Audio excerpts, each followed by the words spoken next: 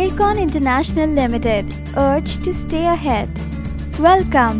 This video is intended to highlight personal and public safety guidelines for construction projects in general. The safety guidelines for road projects are also included. This video elaborates PPE for everyone at construction site, including workers and officials, general construction safety guidelines, traffic control and pedestrian safety near road construction site, mandatory PPEs for everyone at construction site. This section elaborates use of personal protective equipment PPEs to reduce the exposure of workers and engineers to hazards at construction site. Do not risk your lives by entering the construction site without taking care of the following aspects. Protection of head through safety helmet.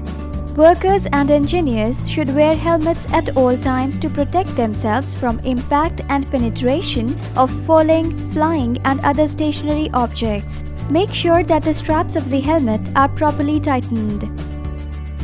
Protection of feet through safety shoes. Workers and officials are exposed to potential injury hazards at construction site and should wear safety shoes with hard toe at all times. Protection of body through reflective jackets. Always wear reflective jackets with broad safety reflective straps on front and back for higher visibility.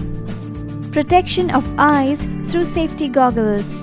To prevent eyes from dust particles and injuries probable at the construction site, wear impact-resistant safety glasses with side shields. General Construction Safety Guidelines.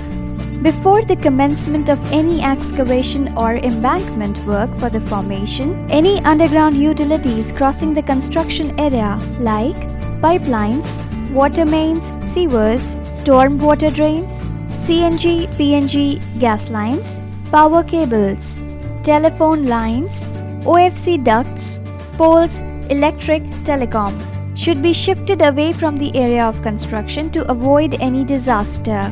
Make sure that relevant authority permissions have been taken for shifting of such utilities.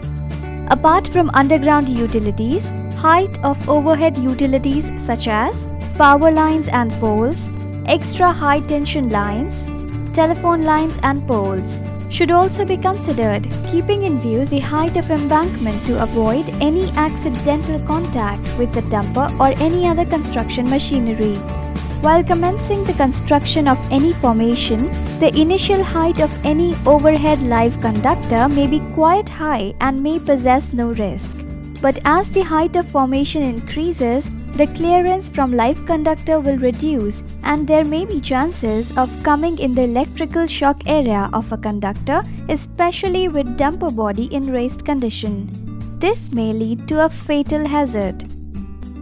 Traffic control and pedestrian safety near construction site. As per IRC, a traffic control zone should be set up near construction site which comprises of following four components: Advance Warning Zone, Approach Transition Zone, Working Zone, Terminal Transition Zone.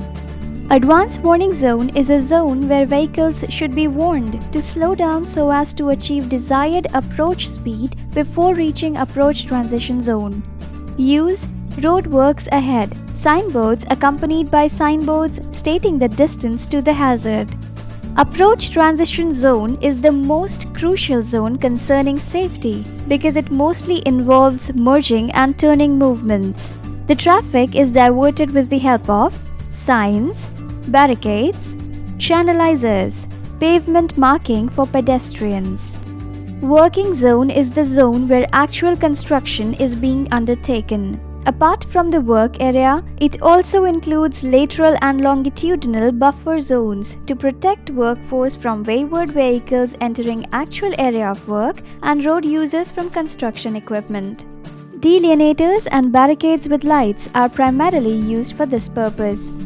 Terminal Transition Zone (TTZ) provides a short distance to clear the work area and subsequently return to normal traffic lanes. As per the IRC guidelines, recommended length of the traffic control zone should be as per the following table.